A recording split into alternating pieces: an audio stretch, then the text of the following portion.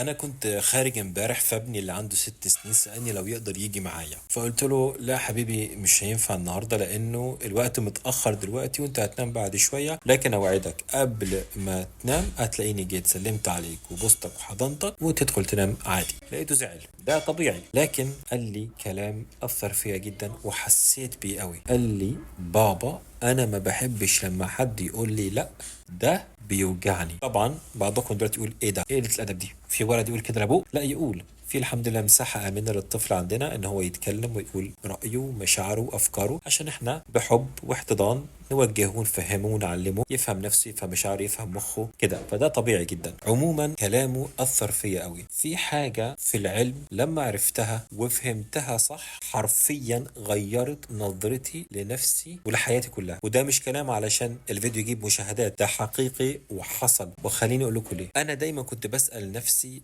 هو أنا ليه حساس كده؟ ليه كلمة بسيطة ممكن تهدني داخليا؟ وليه نظرة من حد تقدر تخليني معرفش انام الليل كله؟ في حاجة في الطب النفسي وعلم الأعصاب اسمها ال RSD، اللي هو Rejection Sensitive Dysphoria، أو الحساسية المفرطة للنقد والرفض. ولما أقول مفرطة أنا مش قصدي إنه ده واحد بس حساس شوية زيادة عن اللزوم أو بياخد على خاطره بسرعة، لا الموضوع ده أكبر بكتير. لما العلماء عملوا تصوير بالرنين المغناطيسي الوظيفي اللي هو ال fMRI على مخ الناس اللي عندهم ADHD، اكتشفوا حاجة مرعبة ومخيفة لكن مريحة في نفس الوقت. العلماء دول لقوا ان الجزء اللي في المخ اللي هو المسؤول عن الإحساس بالألم الجسدي، الألم الجسدي الحقيقي، هو نفس الجزء اللي بينور وبيشتغل لما الإنسان ده يحس بالرفض أو النقد. سبحان الله. يعني إيه بقى الكلام ده؟ يعني لما حد بينتقدك أو أنت تحس إن أنت مش مقبول، مخك مش بيترجم ده على إنه زعل عادي، مخك بيترجم ده كأنه وجع حقيقي، جرح حقيقي، كأن حد كده ضربك سكينة، اداك ألم على وشك،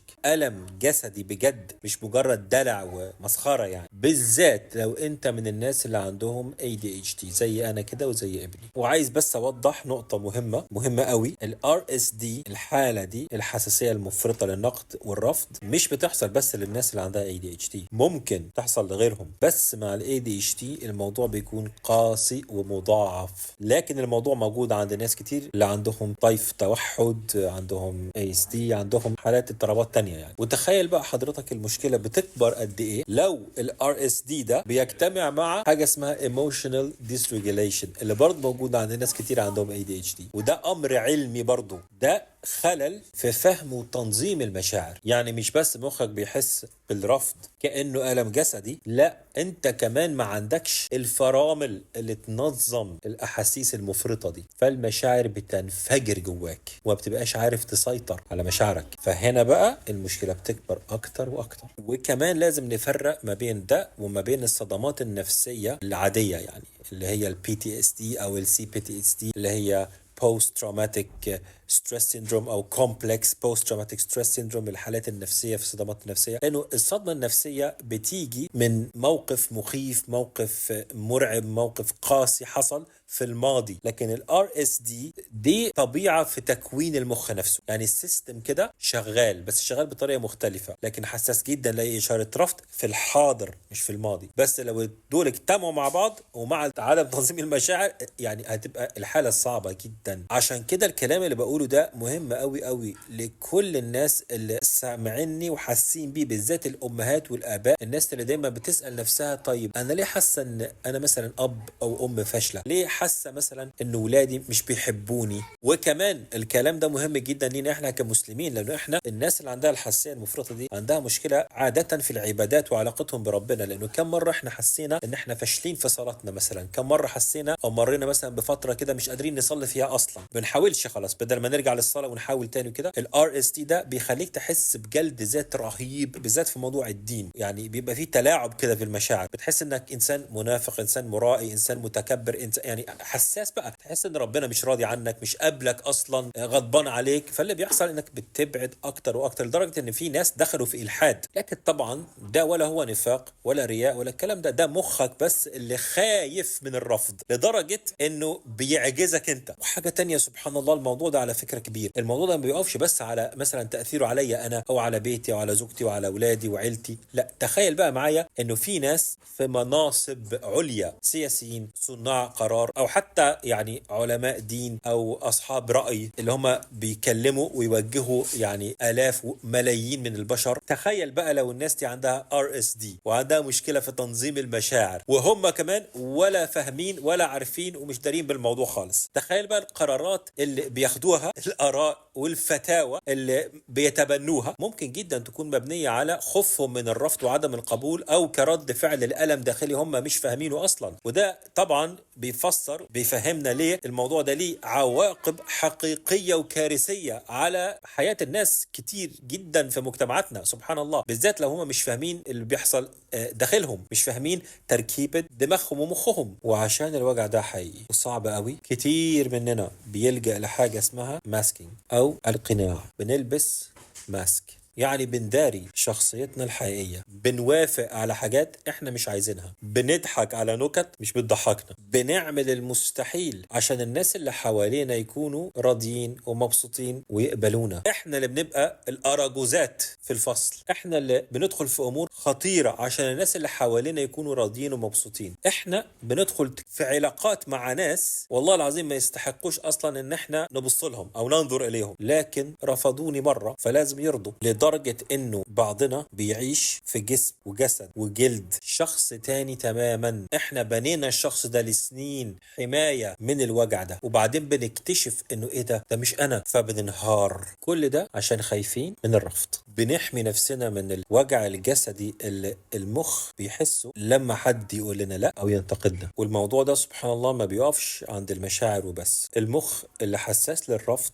غالبا بيكون حساس في حواسه كلها. RSD مرتبط جدا بالسنسورز، الحواس، بيشغل الحواس اللي عندنا اعلى درجة. عشان كده الصوت العالي مثلا ممكن يوجعك بجد، الدوشة ممكن تخليك عايز تعيط او بتتعصب او بيجيلك هلع. حتى الصوت الساعة اللي على الحيطة دي اللي عمالة تك تك دي، او حد جنبك بياكل، او صوت جهاز كمبيوتر مثلا شغال، او تلاجة شغالة في الخلفية، او انت قاعد في السينما وسامع الجهاز ومش عارف تركز في الفيلم. الحاجات دي بتعصبنا جدا احيانا وبتحسسنا بالالم الجسدي. وده بيفسر لك بقى لناس كتير جدا مننا احنا اللي عندهم ADHD يعني دايما لابسين سماعات. السماعات دي اللي هي عزل للصوت، يعني اللي هو نويز كانسليشن هيدفونز بيسموها، وانا اتكلمت عن الموضوع في فيديو تاني. يعني ده مش مجرد على فكره موضه ترند او حاجه كده عشان انا ابين ان انا عندي مثلا سماعه حلوه، لا، ولا انا مثلا ده انطوائي مش عايز يكلم حد ولا حد يكلمه. دي بالنسبه لي انا على الاقل اداه طبيه حرفيا، يعني احنا بنفصل بيها عن الدوشه الفظيعه اللي حوالينا، ودماغنا دي بتلقط كل حاجه، ما بتعرفش تفرق ايه المهم والاهم والاهميه، بتلقط اي حاجه بتسمعها كده وبتركز مع كل حاجه. فطبعا بنتعب جدا، بيحصل لنا ارهاق يعني ذهني فظيع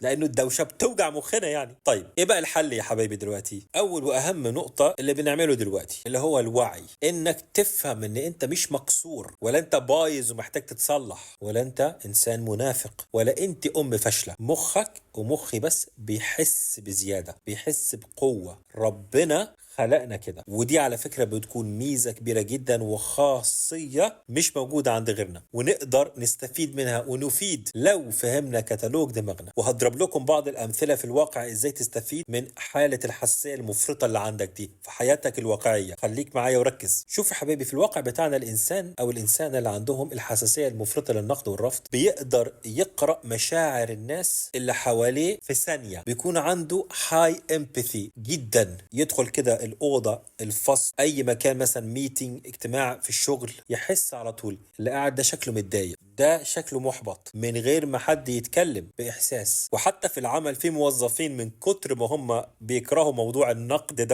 والرفض، يعني بيشتغلوا بضمير رهيب ومجهود مضاعف في شغلهم عشان يطلع شغله بيرفكت ومحدش ينتقده ولا يرفضه يقول ده غلط ولا كده، يكون خلاص كل حاجة تمام. فده بيضطر يكون مبدع بقى ويجيب أفكار من خارج الصندوق والحاجات اللي انتوا عارفينها دي. حتى في المدرسة يعني الأطفال اللي بيكونوا عندهم RSD، الطفل ده بيكون أكتر واحد بيحس بزمايله ويحس بوجع زمايله ويقف جنبهم، لانه ده الوجع ده ذاقه وما يحبش حد تاني يحس بيه ويشعر بيه. فالحساسية دي بتخليك انسان حساس باللي حواليك، ودي يا حبايبي عملة نادرة في الزمن اللي احنا فيه ده، وميزة قيادية قوية جدا. عشان كده دايما يقولوا علينا احنا بتوع ADHD دول ناس طيبين. معلش انا عارف اني طولت شوية، لكن الموضوع ده مهم والله، وعايز اختم بس بحاجات كده عملية، حلول تقدر تعملها على طول. الحلول العملية البسيطة بتفرق في الموضوع ده على فكرة. طبعا ممكن الحلول دي ما تساعدش كل الناس، بس الحاجات دي لازم تجربها كده وتختبرها وتشوف ايه اللي هيظبط معاك. يعني اول حاجة السماعات. لو الدوشة بتتعبك فعلا بجد كده وبتحس انه الموضوع ده بيأثر فيك وبتحس بالألم ده، البس السماعات دي وانت مثلا في الشارع وانت في المواصلات او حتى وانت بتذاكر وانت بتشتغل، مش مشكلة. الحل التاني نقدر نسميه قاعدة ال 24 ساعة، او على الاقل يعني انا بسميها كده بصراحة لانه بتساعدني. انا اول ما تحس بالوجع ده، وجع الرفض والنقد ده، يعني مثلا يجي لك ايميل كده يستفزك ينرفزك يزعلك يحسسك، حد يكتب لك كومنت يضايقك، ما تاخدش ولا تعمل اي رد فعل مباشر على طول لما تشوف الميل او الكومنت مثلا. استنى 24 ساعة، لانه يا حبايبي موجة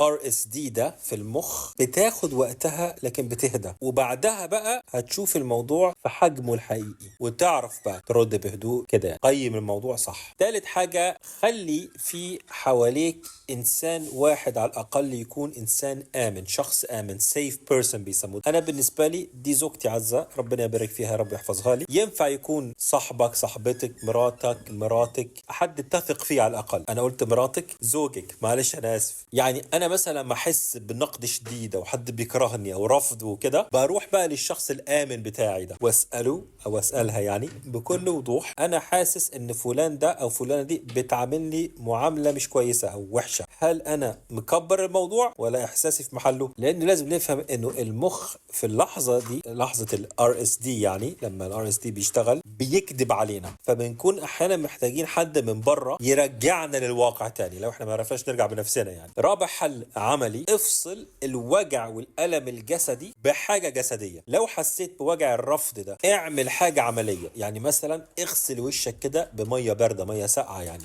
جدا. الحركة دي بس لوحدها في العلم بيسموها ريست، إعادة ضبط الإيه بقى؟ للجهاز العصبي بتاعك. تفصل حالة الطوارئ اللي مخك عايش فيه ده، وبعديها بقى بعد ما تغسل وشك ميه ساقعة، قول لنفسك بقى بصوت عالي كده، اسمع نفسك تقول الكلام ده. ده مش الواقع، ده RSD، ده مخي اللي بيحاول يحميني، عشان كده مخي مكبر الموضوع. المهم يا حبايبي والله انتم مش لوحدكم اللي بتحسوا بالموضوع ده، وانت مش لوحدكم. الموضوع ده مهم، وانا عارف ان في رجالة كتير جدا ما بيحبوش ان حد يقول عنهم ده انسان حساس، كأن الصفة دي صفة فيها مثلا اتهام لذكورته او رجولته وحاجة زي كده، وده فهم مغلوط جدا للرجولة، لدرجة انه في احصائيات بتقول انه الرجالة بالذات اللي عندهم الحتة دي RSD بيوصل بيهم انهاء حياتهم بسبب الحساسية للرفض والنقد، ومش عايزين يبينوا الموضوع، فخلاص والله المستعان. فيا حبايبي مجرد دلوقتي ان انتوا عرفتوا ان الموضوع ده ليه اسم علمي، الوجع ده ليه اسم طبي علمي، ليه تفسير، ده في نفسه والله من اكبر الراحه اللي تقدر تحس بيها. ربنا سبحانه وتعالى خلقنا مختلفين، والاختلاف ده يا حبايبي ما هو عيب ولا غلط ولا حرام، هو بس محتاج مننا ان احنا نفهمه، وطبعا نطبطب على نفسنا ونرحم نفسنا